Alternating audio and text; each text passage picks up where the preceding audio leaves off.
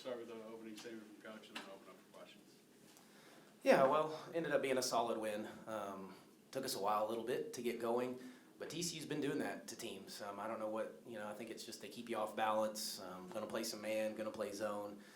They just keep mixing up their defenses, so trying to kind of game plan for a little bit of both it's not the easiest task at times when you're not sure exactly what it's going to look like. But our kids got the good start. TCU answered it. Maybe kind of had a little late answered it in the first quarter. Thought we started to settle a little bit in the second, but then that third quarter was really good. That was us at our best. Got some turnovers, led to some easy baskets. A lot of those steals were, we call them pick sixes, like in football, where you run it back for a touchdown, so the layup. So got some pick sixes that quickly got the separation that we needed. But yeah, all in all, pretty good outcome for us on one we needed after the Baylor loss the other night. We kind of needed to bounce back, and I know the injuries and the depletion that they've had, so they're battling it, and feel for them, and I think they'll get a couple guys back here pretty soon, but they're doing a great job, and it was a tough battle for sure, so proud of the outcome. You talked about the turnovers. How much did that help you guys kind of maybe get into a little bit of a rhythm there offensively? You said kind of start wasn't exactly what you wanted. Yeah, well, I thought we got some turnovers early, but we gave them all right back. I know at one point, I think in that first media, we had 4 turnovers and they had 4 turnovers, and so there just wasn't flow to it. We want flow, we wanted tempo, probably a little bit of pace in this game too, just knowing what they had and some of the numbers. So yeah, we just finally, and we tweaked a couple things in the press and for the second half after we had seen kind of what they were doing. But really our kids just made plays, yeah, and it was the difference, yeah, no doubt. Those were some easy buckets that, like I said, got some separation in the score, because it went from, whatever it was at half to 18, 19, 20, they're pretty quick, and then we were able to just kind of keep them at bay. Coach Mike Salter, waiting for the Dominion Post. So what was it like to be back in the Metroplex here for you to come back? Yeah, I've been on this campus a lot. My brother actually went to school here and played soccer at TCU, so I was over here visiting him a ton back in the day, and been over here watching football games and all sorts of stuff. And I've been in here twice as a coach, once as an assistant, once as a head coach when I was at SFA, but they were redoing Scholmeyer, so we played over at the volleyball place, and that didn't go so well. So my first time to win in here, so that felt good. But yeah, got some family friends, some people from the SFA days are here as well, so had a good little contingent. But my parents still live here. My brother lives in Dallas, so good to have them. What do you miss the most about Texas? The Mexican food and barbecue, without question. So yeah, definitely miss that. Of course, family from a little bit, but they can get up there quite a bit as well. But yeah, Mexican food and barbecue I miss tremendously. What about like you guys have a really tough stretch with, I guess it's OU, Kansas State, and Baylor again. So it's like getting those 3. How important was it to get a solid win tonight? Yeah, and we just played Baylor too, so it's 4 out of 5 here. So we knew this was the gauntlet, this was the stretch that we need to find a way to get through. And we just need to pick off somebody. We need to get another ranked win, which we had one earlier against Penn State, but OU will come in ranked now on Saturday, and then.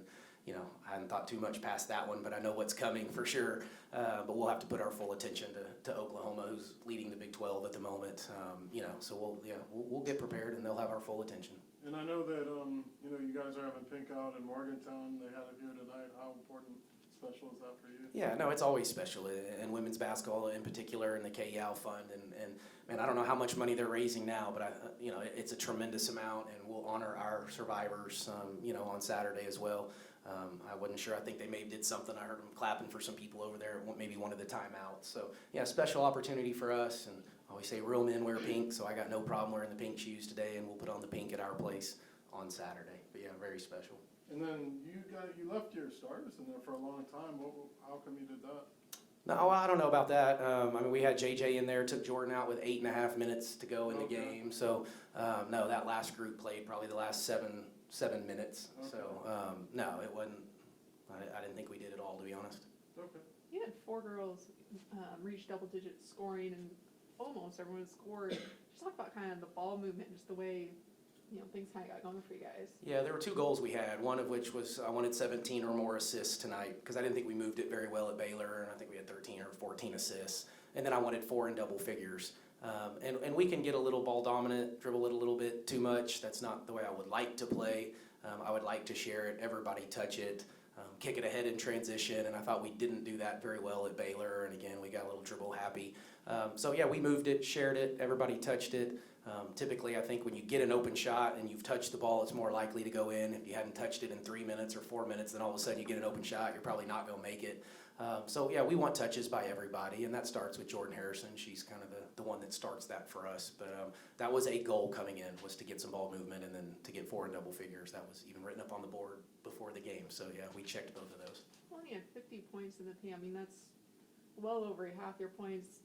Maybe it wasn't a focus on in the game, but was that something you want to just kind of get inside and get those easy shots? Yeah, that's really every game, and we call it playing from the inside out. We always want to play from the inside out, even though, we're not the biggest team. Obviously, TCU without Sedona is not nearly as big either, but it was, for us, like paint points, paint touches, even if you're not getting points in there, inside out threes, those types of things just tend to go a little bit more. So, yeah, we are trying to be cognizant of getting it into the paint.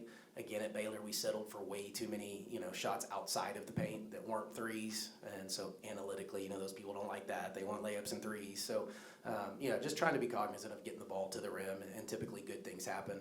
We just have to do it differently a little bit. We don't have the big back-to-basket dominant necessarily post player either, so we have to do it a little bit differently. And then can you touch on your defense? Y'all did pretty well, and also finishing the night with 16 steals. Yeah, we lead the country in steals, or somewhere in there, first, second, or third, something like that. Turnovers 4, so that's a little bit of who we are. That is our identity. Again, I thought we had some early. We just gave them all right back, and then we finally got into that third quarter, and that's what we can do. We can go on a 9-0 run, or 10-0 run, or 11-0 run pretty quickly, and, if we're up 4 or 5, it can turn to 15, and it just feels like maybe we punched you a little bit, and then it gives us enough separation to finish. Does that give you a lot of confidence as a coach to know that your team can come back when needed? Yeah, and we haven't been down a ton, a lot. Obviously at Baylor we were for the majority of the night, and we didn't come back. But I've said all year, we have a very even keel temperament about our team. They don't really get too high, they don't get too low. There's times at practice I just whoa, where is our energy? This is the most boring practice I've ever seen. But they respond, and so I've kind of just chilled a little bit as a coach and become a little less animated with this group because they weren't responding to it. And that's kind of been fun in a way. I've never had a team quite as chill as this group. But every time somebody makes a run, it doesn't seem to bother us. If we're making a run, we stay pretty, like I said, even keel as well. But yeah, they've been a really fun group to coach.